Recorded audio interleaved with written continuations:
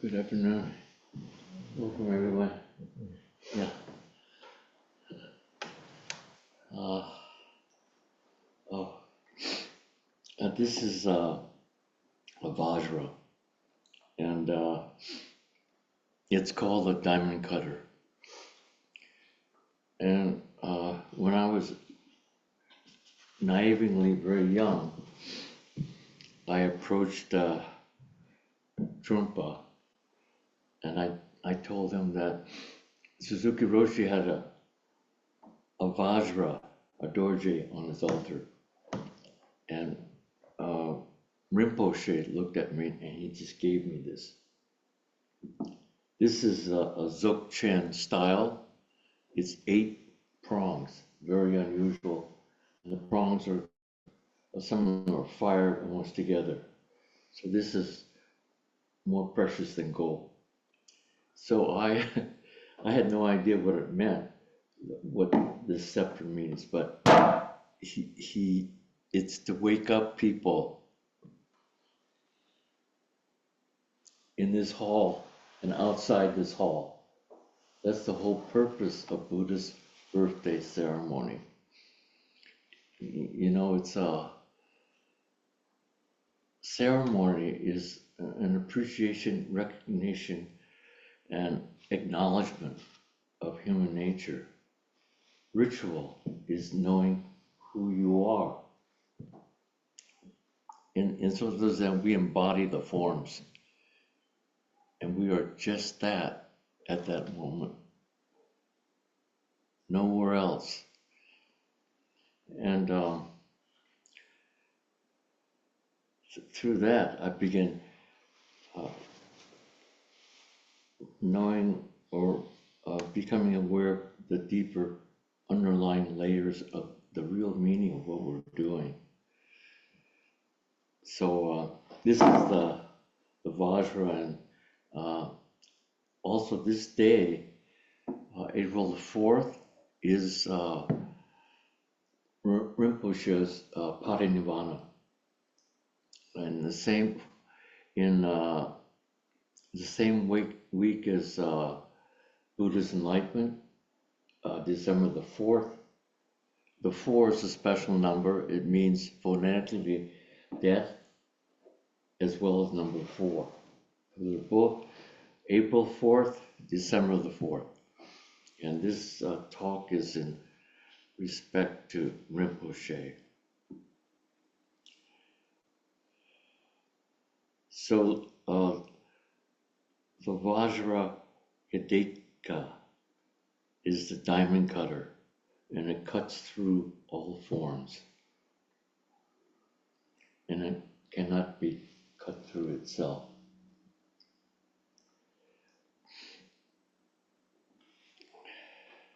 My talk may be very short today, but it's really inspired me to convey this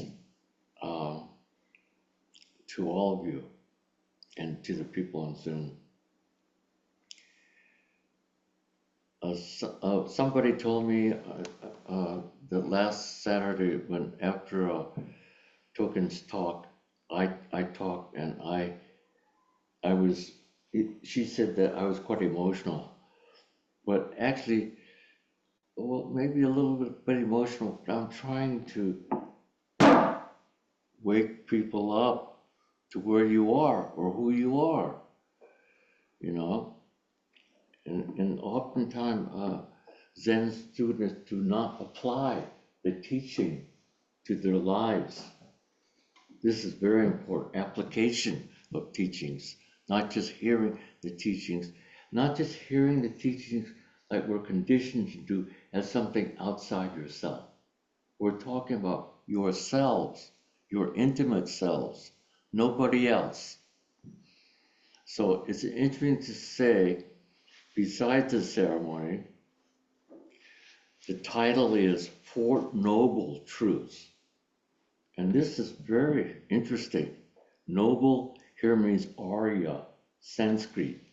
And Arya refers not to the truths for others, only to the truth that is practiced and realized. Because other words, the Four Noble Truths are not true unless you have actualized them, have practiced them, and realized them. Interesting, huh? The Four Noble Truths aren't for people who do not train and practice. Very simple. And these days, people like to read about the Dharma, but they don't work. You have to train and work to turn your basis of consciousness around. Because the consciousness or the basis of your knowledge is the real world is outside of yourselves. And I like what Trungpa said when he talked about greed, anger, and ignorance. Okay.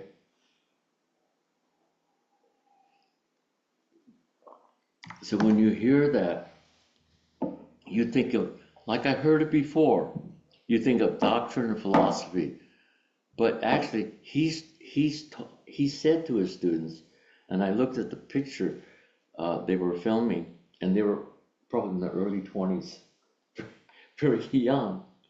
And he said, I'm not talking about greed, anger, and ignorance.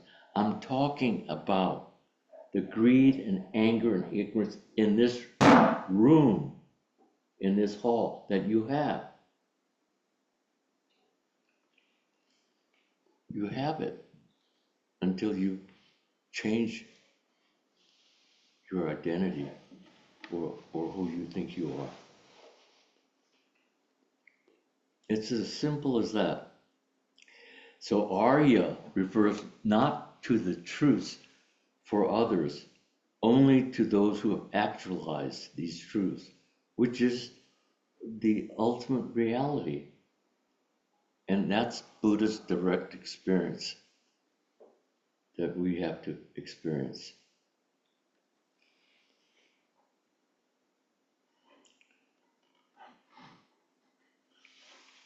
And this, I've been with students who have experienced it once, and after that, that's just the beginning, the very beginning. You have to experience it over and over and over again. Experiencing once is just the very beginning. You have to continue to train. What happens? People get lost very quickly. The distraction in the world, in the iPhones, and everything. So we have to see through this and know what to do, because we still are unsatisfied with the nature of reality. When you become satisfied with the nature of reality, of what it actually is, right, even right now, with everything happening, then you are beginning to walk the path of the Buddha. It's not about the Buddha, it's about you, each one of us. This is the whole point in Buddha's birth. I don't say birthday. Birthday makes it very common. I just say birth. And by saying birth, it was the historical Buddha's birth and also your birth. This is what the meaning is. And so, okay. So, you think of, I forgot to talk a little bit about Trungpa. He escaped from Tibet. The communists wanted to kill him. They killed his teacher, Jamgon Kongtrul. He escaped with 300 people. This is how the Dharma was brought west. The only thing he had was kind of like a crystal mirror and a pair of binoculars. That's all he had. But somehow they made it. But on the way, they lost 270 people, including the animals, on the way. And who knows, I've never starved before, but they had to eat their shoes or what they had to do to survive on the way. And so when he came to a Y in the road, if there was a road, which way? Should he go left? Should he go right? And he would ask the mirror, which way should I go? I mean, we can't ask the mirror because we're not trained. We haven't turned back the greed, the anger, and ignorance. Other words that he used, Trungpa used, I think is, we hear that greed, anger, and ignorance over and over again, but it's craving, our thirst of unsatisfaction. Not just anger, but our hatred. And ignorance is not just ignorance, but our confusion of what we are doing, where we are going. Confusion. So, I hope you're understanding what I'm trying to say in this room. That's what we're working on. Okay, so in Buddha,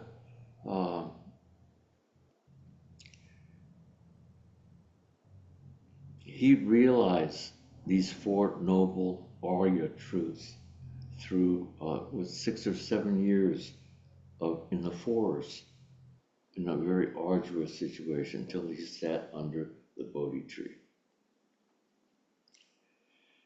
And what he realized is these four is impermanence. I don't think any human being in the history of humanity realized these four. Can anybody say what other very famous people realized? I mean, I don't know. Are there any other things of great people who have realized? No? Okay. I don't know either. But anyway, impermanence. And we don't know impermanence. We suffer. Because everything is changing. We think we are living in a world of permanency, but how can you deny that nothing is changing? But everything is changing moment by moment. And the thing about Zen is that it's anchored into impermanency. That's when you have the realization when it happens. It's anchored in that instant, in that moment, and then it changes. Or that moment expands. Impermanence causes suffering. And the second noble truth is the cause is our thirst or our greed or our desire, attachment. And the third is cessation. Cessation of what? And the fourth is the Eightfold Path, the Arya Path. This cessation I saw, it's called Ye Dharma. Ye, Y-E, means no beginning, no end. And of course, Dharma means basically the same thing. Universe, everything. And what he said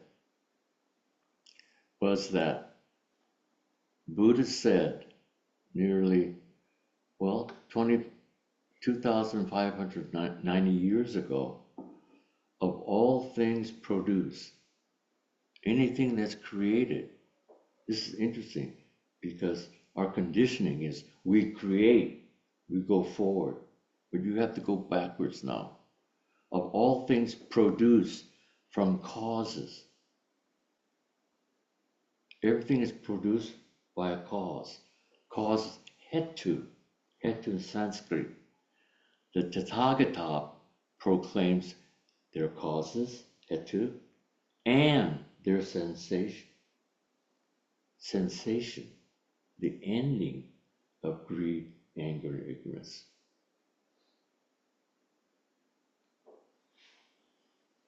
The conditioning in your life, the reality in your life, the outside world is conditioning of our thirst, our hatred, our confusion. That makes the Atman, the I or the ego, which is in this room.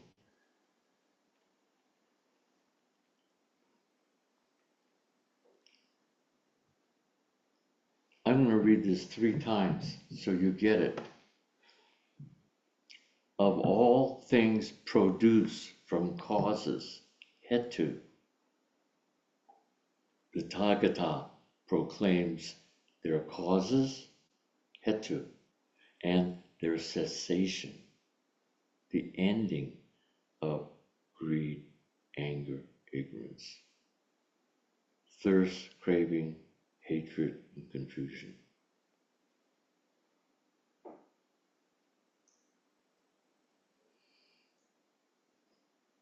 In a way, sometimes you can experience it.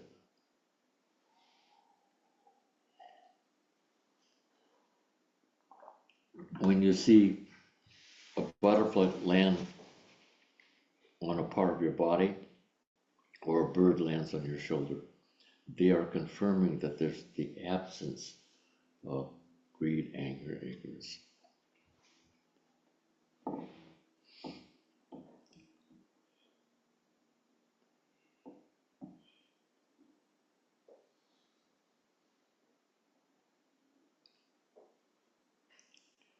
Okay, here we go, one more time.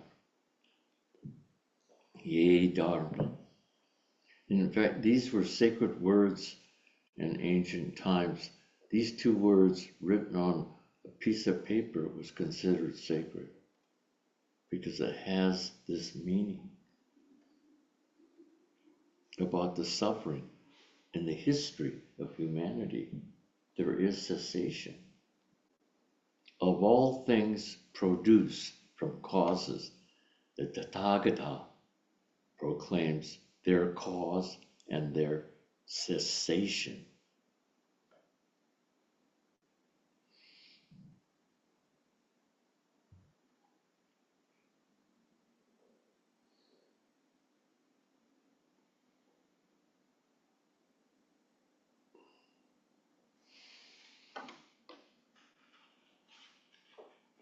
Does anyone have any comments with this statement? Okay.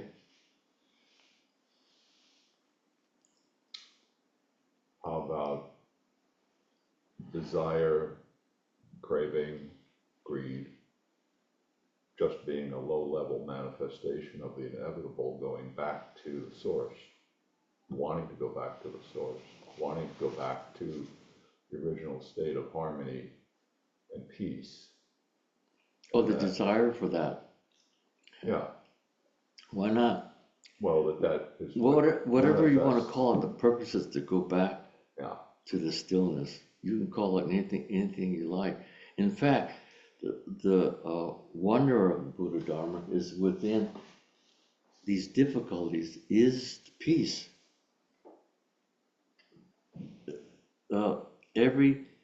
Everything has its opposite. Within dark, there's light. Within up, there's down.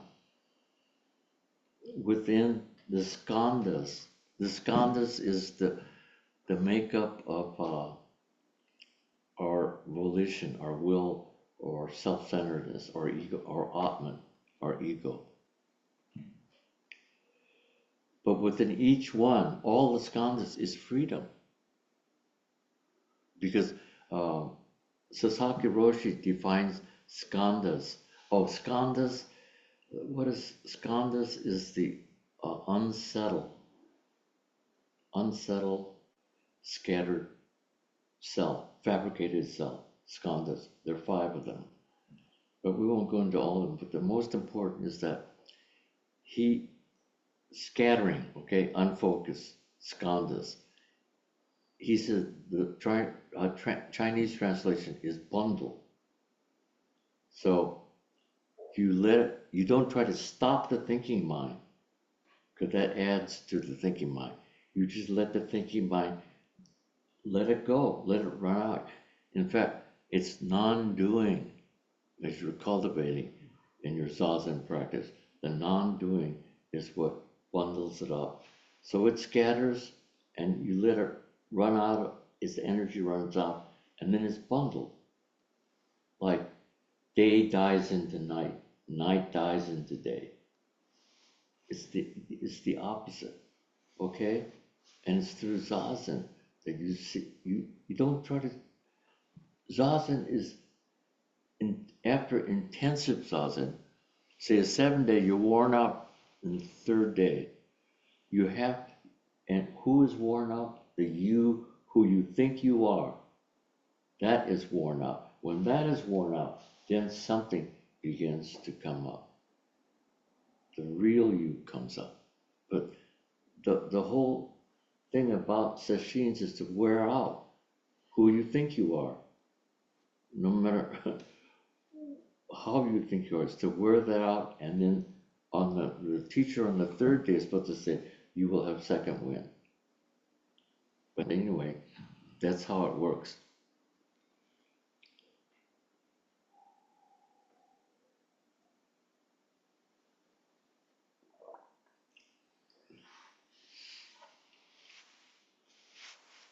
Cessation of greed, anger, like the Theravadin school, the Arhat, they also have cessation, but it's not so thorough as the Mahayana.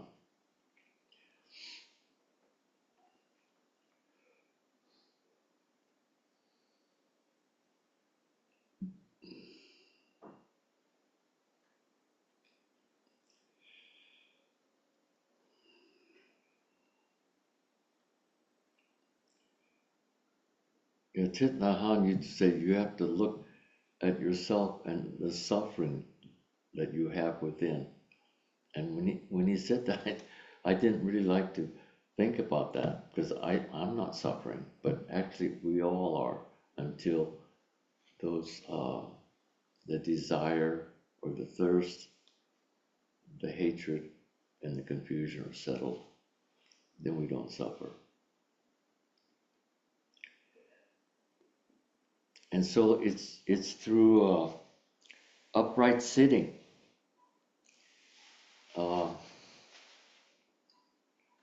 by training yourself contemplation.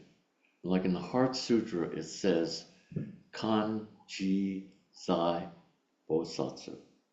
Kan is contemplation, Ji is self, Zai is where you are. Kan Ji Zai, where you are, Bodhisattva, enlightened being. We're not talking about that Bodhisattva, we're talking about your Bodhisattva, the Heart Sutra and its negation of all the names, words, and things. Because that name and things separates you from reality. So the negation in the Heart Sutra is the affirmation of reality. But you have to negate who you think you are. Just right from birth, you came out of the oneness. Even your nourishment depended on outside now. And through schooling, education, the ignorance of our parents, tradition, culture, outside is reality. But we have to come back to the inside first.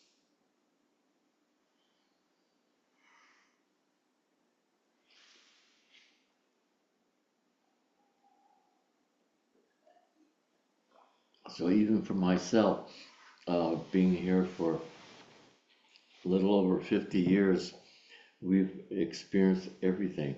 And it's not an idealistic situation to live in.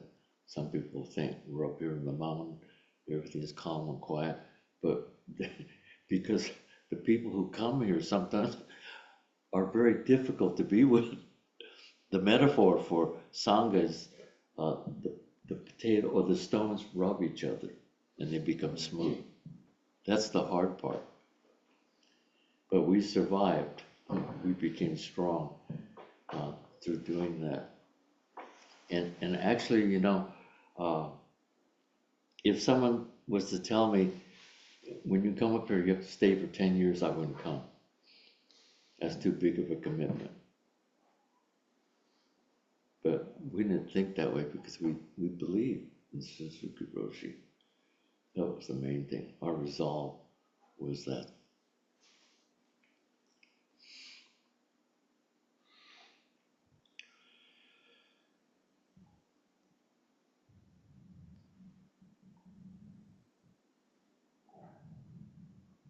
And Tathagata is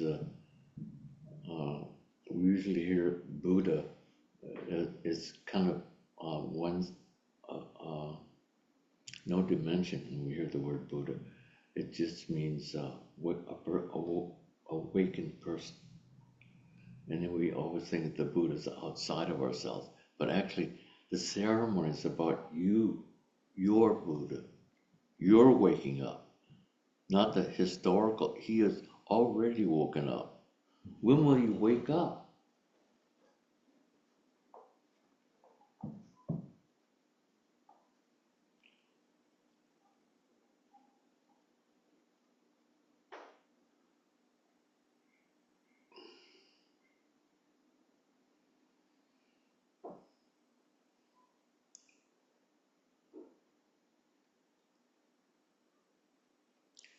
So Tathagata means ultimate reality.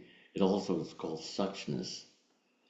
And that's besides our direct experience of Buddha's insight and compassion, it's the same as ultimate reality, realizing ultimate reality.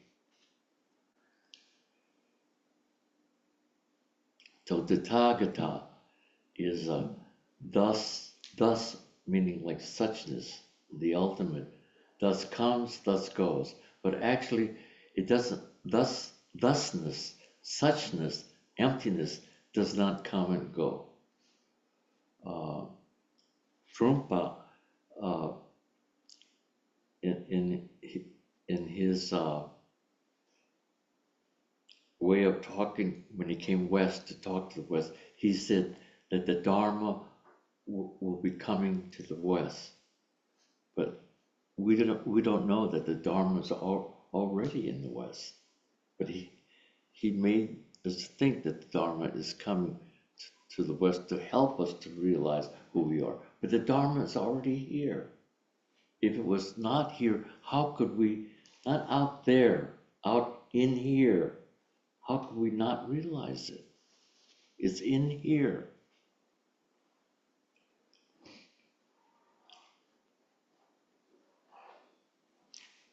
So Nyoze, Hojo-san, when he came back from Japan, in the two great Soto traditional training halls, Eiheiji Dogen's and Keisan Zenji's Daijoji, there's only 30 monks taking care of a city of temples.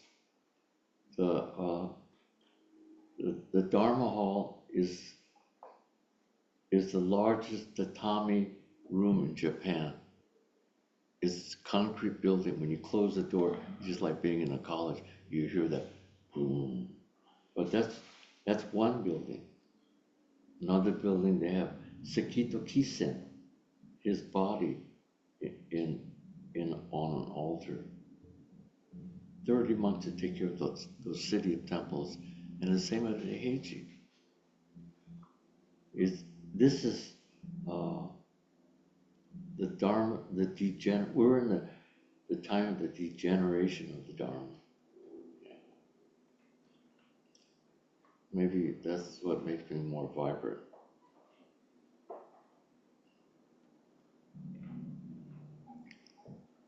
The people's resolve is not strong. The bodhicitta, what is the bodhicitta? Is the way-seeking mind. Your resolve, your forbearance. This is the time to have it. This is what I'm encouraging everybody, here or on Zoom, to really begin to practice. And the celebration is about of course, the historical Buddha, but basically for yourself, to remind you who you are.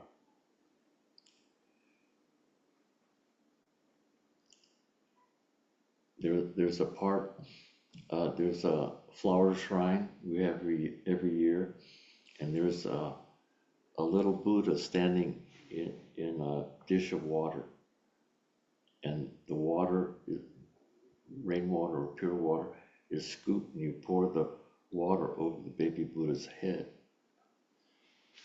And it's supposed to be symbolic of when the baby Buddha was born, the water came down from the sky. And you could also pour it over your head if you have the conviction. Because you were the Buddha too. But yet you have to realize it. Okay?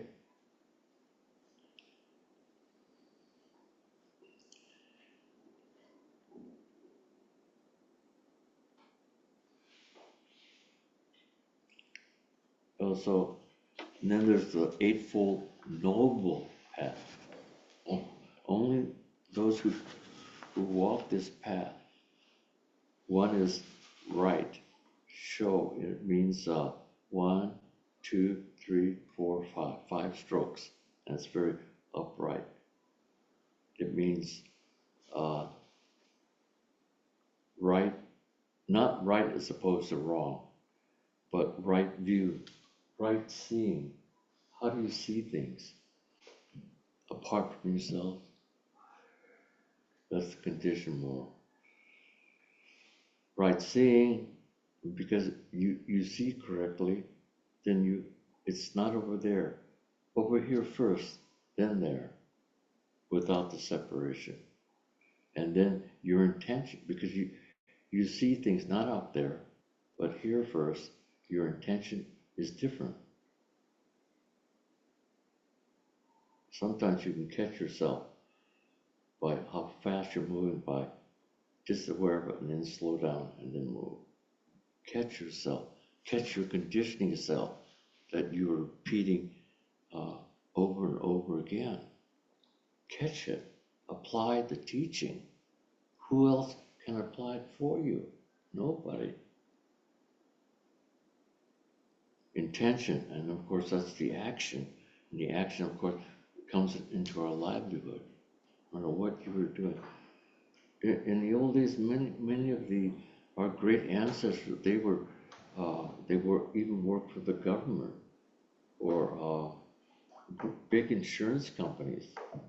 It's kind of interesting. They had those positions, super relative conditioned positions, as well as becoming great Zen masters. Livelihood, and of course there's the bodhicitta, your resolve. Your resolve needs direction. The way-seeking mind.